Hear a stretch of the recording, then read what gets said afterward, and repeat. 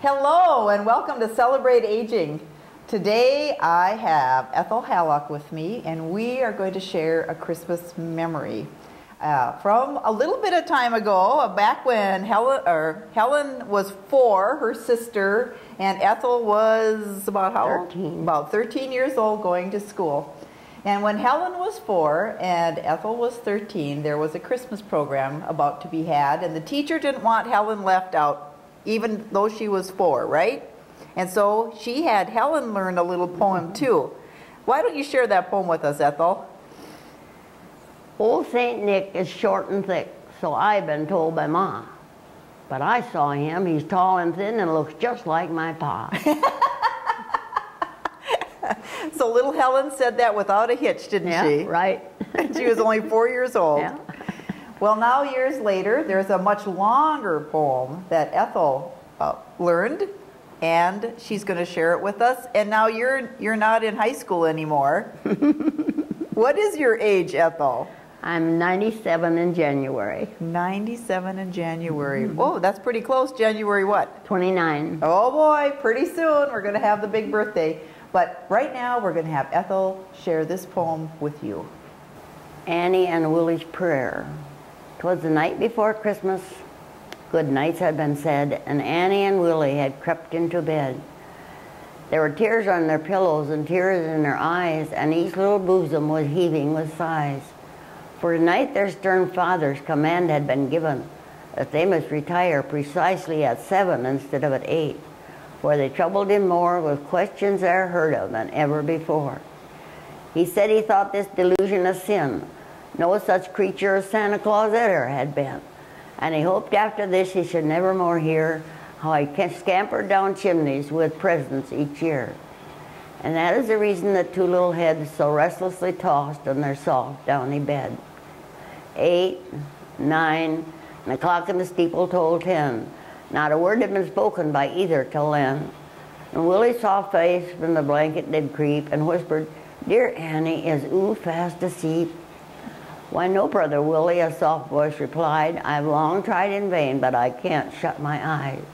For somehow it makes me so sorry because dear Papa has said there is no Santa Claus. Now we know that there is, and it can't be denied, for he came every year before Mommy died.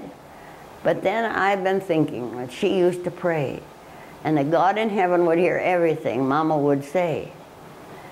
Then why can't we pay just as Mama did then, and ask God to send him with presents again?" Well, I've been thinking so too, and without a word more, 4 little bare feet bounded out on the floor. 4 little knees the soft carpet pressed. 2 tiny hands were clasped close to each breast. "Now, Willie, you know you must firmly believe that the presents you ask for you're sure to receive. You wait very closely till I say the amen, and by that you will know that your turn has come then. Dear Jesus, look down on my brother and me, and grant us the favors we're asking of thee. I want a wax dolly, a tea set and ring, and an ebony workbox that shuts with a spring. Bless Papa, dear Jesus, and help him to see that Santa Claus loves us as much as does he. Don't let him get fretful and angry again. At dear Brother Willie and Annie, amen." Well, please, Jesus, let Santa Claus come tonight and bring us some presents before it is night. I want he should give me a nice little set with bright shiny honors and all painted ed, a box full of tanny, a book and a toy. Amen, and then Jesus, I'll be a good boy. Their prayers being ended, they raised up their heads, and with hearts light and cheerful, again sought their beds. They soon was in slumber, both peaceful and deep, and with fairies in dreamland were roaming in sleep. 8, 9, and the clock in the steeple told 10, ere the father had thought of his children again. He seemed now to hear Annie's half-suppressed sigh, and to see the big tears stand in Willie's blue eyes.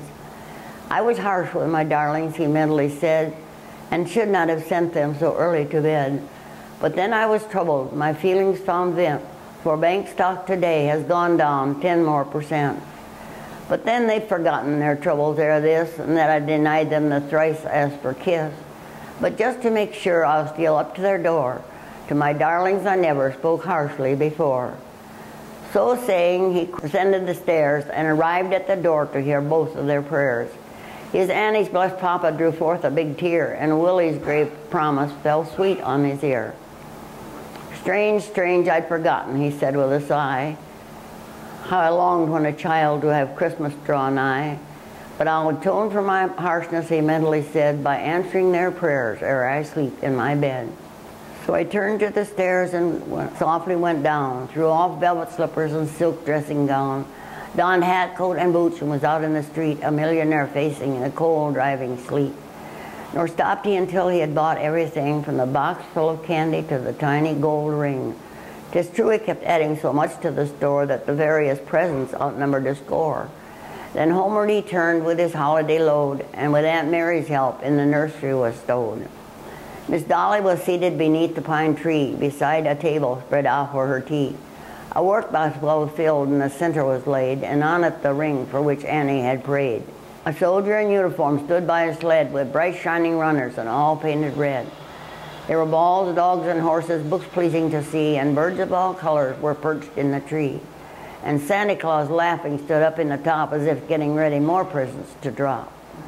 As this the fond father the picture surveyed, he thought for his trouble he'd amply been paid.